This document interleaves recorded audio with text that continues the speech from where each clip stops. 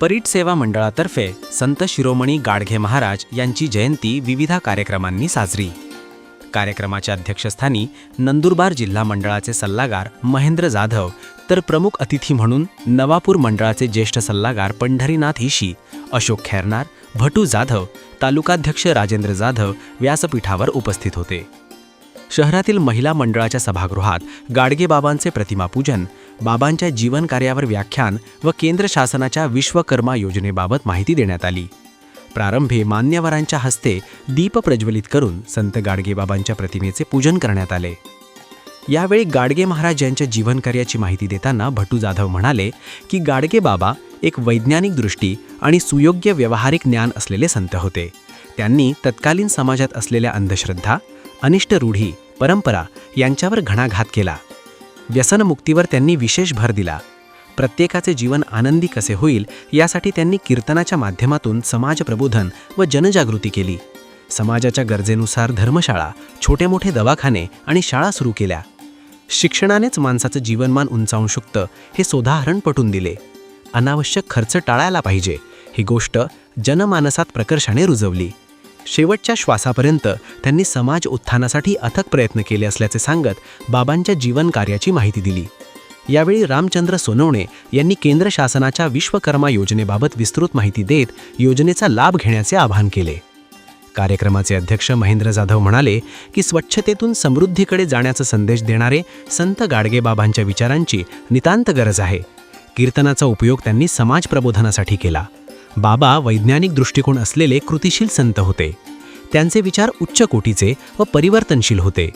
बाबांचे कार्य विधायक होते, म्हणूनच त्यांच्या कार्याची आठवण आजही कायम असल्याचे सांगितले।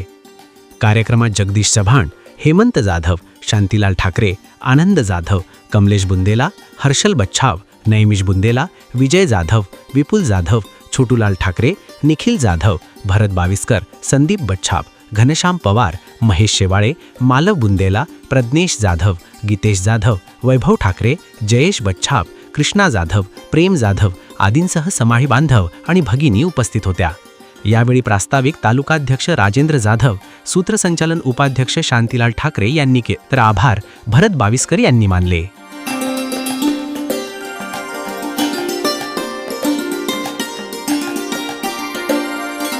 भावांना आपण लावतो, खरं तर ते संसारी पुरुष होते, त्यांचा विवाह झालेला होता, तरी पण त्यांचं वर्णन करताना संत असं विशेषण त्यांच्या नावाच्या पाठीमागे लावलं गेलेलं होतं।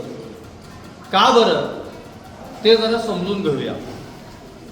संतांच्या मांदियाळीमध्ये तुकाराम महाराजांचं नाव घेतलं जातं आणि त्याही पूर्वी असं म्हटलं जातं की ज्ञानदेवी रचिला पाया तुका झालासे कळस, म्हणजे परमेश्वराची प्राप्ती करण्याच्या संदर्भात कशा पद्धतीनं भक्ती करावी त्याचा मार्ग, त्याचा पाया ज्ञानेश्वरांनी घातला। आणि त्याच्यानंतर मग तुकाराम महाराजांनी गाथा लिहून संपूर्ण परमेश्वराची प्राप्ती आणि संसार नेटका कसा करावा याबद्दल अत्यंत चांगल्या शब्दामध्ये, अत्यंत सोप्या आणि म्हणजे तत्कालीन समाजाला ज्या भाषेमध्ये समजेल अशा पद्धतीनं त्यांनी ते सांगितलं। तुकाराम महाराजांनी आपल्या एका अभंगामध्ये संतांचं वर्णन करताना असं म्हटलेलं आहे की अर्भकाचे साठी पंते हाती धरिली पाटी, अर्भकाचे साठी पंते हाती धरिली पाटी, बालकाच्या चाली माता जाणूनी पाऊले घाली, तैसे संत जगी क्रिया करुनी दाविती अंगी, तुका म्हणे नाव जगासाठी उदगी ठाव। या अभंगाचा सोप्या शब्दात जो अर्थ आहे तो असा की बालक जेव्हा शाळेत जातं, अर्भक म्हणजे बाळ, ते ज्यावेळेला शाळेत जातं त्यावेळेला पाटी पेन्सिल कशी धरावी याचं ज्ञान त्याला नसतं। मग तेव्हा गुरुजी पंते हाती धरिली पाटी म्हणजे पंत म्हणजे गुरुजी कृती करून दाखवतात की बाळा पेन्सिल अशा पद्धतीनं धरावी, पाटी डाव्या हातात अशा पद्धतीनं धरावी आणि मग अक्षर कशी गिरवावीत हे त्या ठिकाणी त्याला शिकवलं जातं। लहान मूल स्वतःच्या पावलाने सुरुवातीला चालू शकत नाही, तेव्हा आई त्याचे दोन्ही हात धरते आणि त्याला चालायला शिकवते। काही वेळेला ती पाव पाव मामाना गाव असं ऐराणीतले ते एक वाक्य म्हणत त्याला चालायला शिकवते। तसं संत जे असतात अशा प्रकारची क्रिया, भगवंताची भक्ती कशी करायची, संसार नेटका कसा करायचा, जीवन कसं जगायचं याचं यथोचित शिकवण, याची यथोचित शिकवण संत देण्याचं काम करत असतात.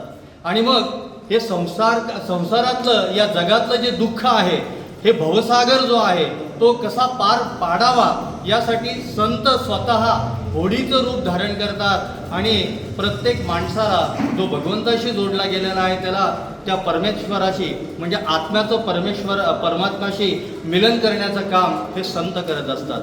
आणि मग गाडगे महाराजांचा ज्यावेळेला विषय येतो त्यावेळेला गाडगे महाराजांनी फक्त भाषणं केली नाही, तर समाजामध्ये त्या काळामध्ये ज्या काही रूढी परंपरा होत्या, खरं म्हणजे अनिष्ट रूढी परंपरा, अत्यंत अंधश्रद्धा मोठ्या प्रमाणावर त्या ठिकाणी फैलावली गेलेली होती आणि ती समाजाच्या मानगुटीवर एखाद्या भूतासारखी घट्ट बसलेली होती.